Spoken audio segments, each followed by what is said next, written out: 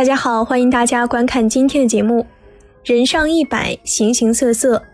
在人际交往中，我们所碰到的人有好坏之分，其中有君子，自也不乏小人。害人之心不可有，防人之心不可无。虽然我们不能靠算计别人来保护自身，但至少要有防人之心，特别是防范小人之心。防小人的前提是识小人。在人际交往中多长几个心眼儿肯定没有坏处，尤其是要有识别小人的能力，然后尽量避免与其接触，或者让小人难近你身。小人不会在自己的脸上刻上小人2字，因此要在短时间内识别小人绝非易事。不过小人既为小人，肯定也有一些明显特征，特别是随着时间推移，小人迟早会露出马脚。今天小编就来和大家说说如何通过细节去分辨我们身边的小人，并分享给大家一个化解身边小人的方法。在开始今天的内容之前，还请大家点点订阅和小铃铛，点赞是对小编的最大支持，谢谢大家。俗话说，最难莫过斗小人，人生在世难免会被小人缠身，要想远离小人，改变自己的运势，首先我们一定要学会自我辨别小人。晚清名臣曾国藩曾将小人的类型细致地分成了4大种类。第一种，所谓小人者，识见小耳，度量小耳。曾国藩认为，小人就是那些见解见识都很狭隘，心胸狭窄又不能宽容他人的人。为什么说这样的人是小人呢？因为一个人的识见小，则容易固步自封，自以为是，不思进取；而度量小的人心眼小，常怀报复心理，心里容不下别人，只有自己。俗话说，海纳百川，有容乃大，而这句话的对立面就是小人。生活中遇到识见小、度量小的人要注意提防，他们很可能是小人，不可和他们走得太近。第二种，事事顺无意而言者，此小人也，极易远之。曾国藩认为，那些言听计从，你说什么他都不假思索赞同的人，这种人必定是小人，最好尽早远离他们。我们经常会听到这么一句话，人都喜欢听好听的话，但殊不知小人就是抓住人性的这个弱点，用甜言蜜语麻痹你，最后让你失去理智，做出错事，然后他们趁机获取好处。我们要记住老祖宗的一句话，无事献殷勤，非奸即盗。对于那些阿谀奉承的人，一定要有提防之心，切不可沉溺在得意忘形的虚境中。第三种，傲人不如者必浅人，疑人不肖者必小人。曾国藩认为，那些自高自大说别人不如他的人，其实这样的人就是个学识浅薄的人。那些总怀疑他人品行不端的人，其实他们自己就是小人。打个比方，如果你不去看别人，又怎么会知道别人在看你呢？所以一个戴着有色眼镜看人，老认为别人是小人的人，这种人也必定是小人，因为他们总喜欢站在道德的制高点去审判他人。比如前不久网上流传了一个视频，一个年轻人在地铁上为老年人让座，但他记恨旁边少年没有积极主动让座，于是脚踹少年，最后引起了网民猛烈攻击。虽然该年轻人让座行为值得表扬，但是他在用道德绑架他人，也要求其他人让座，要不然就认定其他人是小人，这显然是不可取的。由此可见，真正是小人的就是这位年轻人自己。第四种，今日能知人能小事，则为君子；明日不知人不小事，则为小人。曾国藩认为，君子和小人没有绝对的定性，是随着他们所作所为变化而变化的。天下没有一成不变的君子，也没有一成不变的小人。一个人能懂得识别了解他人，能通晓事理时，他就是君子；反之，这个人就是小人。所以说，没有永恒的君子和小人，只有永恒的君子行为和小人行为。这一点也是我们在判断小人时需要注意的。再结合一个人的大部分所作所为，如果他做的大都是君子行为，那么值得交往；如果大都是小人行为，则要尽快远离。以上就是曾国藩识别小人的大智慧。有以上4种品质的人属于小人，亦离他们远点。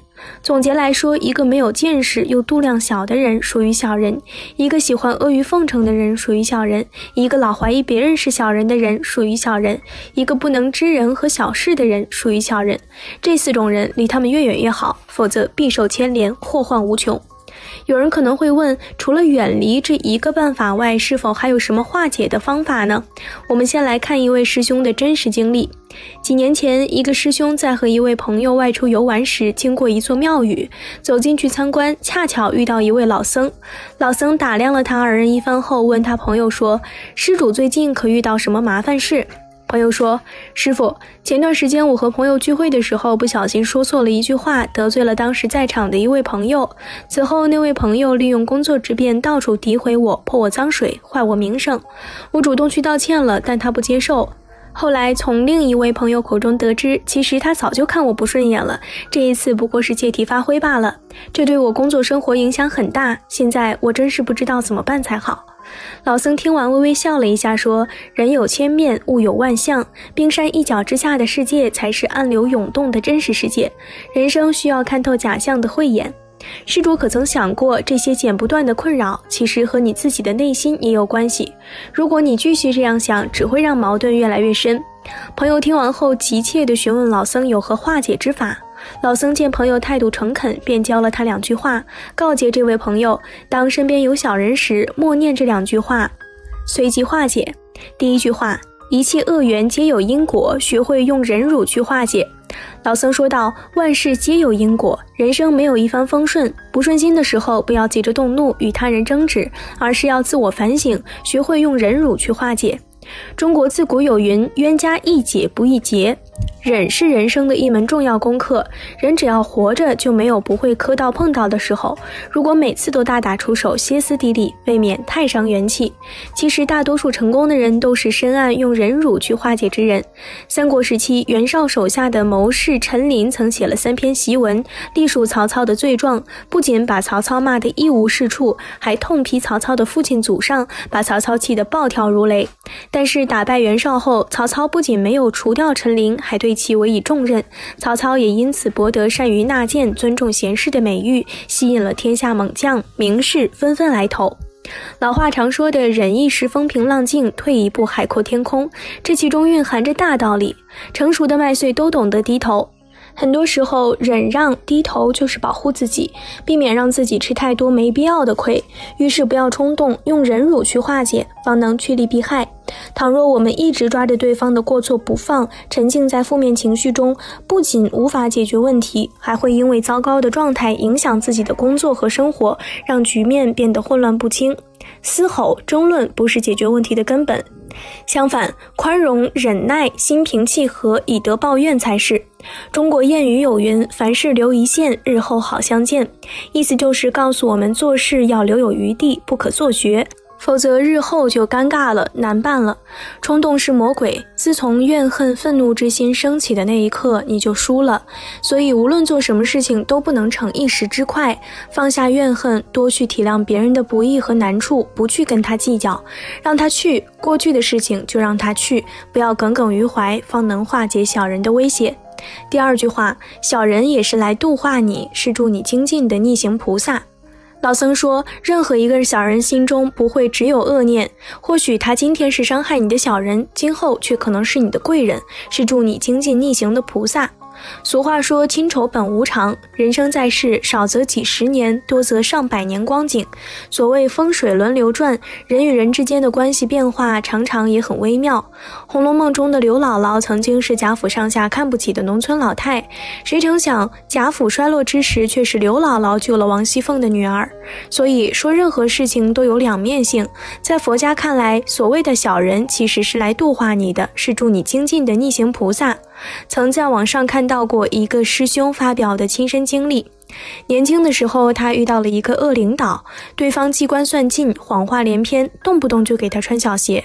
领导交代的事情他都要做好，但他的功劳全记到了领导名下。他内心很痛苦，但又碍于生活压力，不敢跟领导对着干，只能在下班后把怨气带回家，把家里搞得乌烟瘴气。后来实在受不了了，决定自己出来单干，于是就有了现在的公司。虽然刚开始那几年真的很难，但现在回头来看，如果没有他的处处为难，如果不是被他逼得走投无路，这位师兄可能到现在还拿着微薄的薪资，看着大领导小领导的脸色，战战兢兢地过日子。俗话说，宝剑锋从磨砺出，梅花香自苦寒来。每一次逆境都是一次对自己的磨砺和提升，那些在你看来苦恼的事情，可能正是逼着你前进的因素。孟子告天下中有这么一段话：故天将降大任于斯人也，必先苦其心志，劳其筋骨，饿其体肤，空乏其身，行拂乱其所为，所以动心忍性，增益其所不能。一个人经得起多大的诋毁，就受得住多大的赞美。从苦难中突围而出，会让你拥有更强大的精神和能力，从而能够完成自己从前不能完成的事情。正是小人的存在，才让我们更清楚地认识到自己的不足与缺陷，并在一次次伤害中积蓄前进的力量。所以对于小人，我们不应该记恨在心，反而要心怀感激。正如老僧对那位朋友所说的，小人总是欺骗、诬陷、背信弃义，无中生有，这些行为皆会有损福报，他们用折损福报的代价来成就你的人生，你不领情还要怪罪对方吗？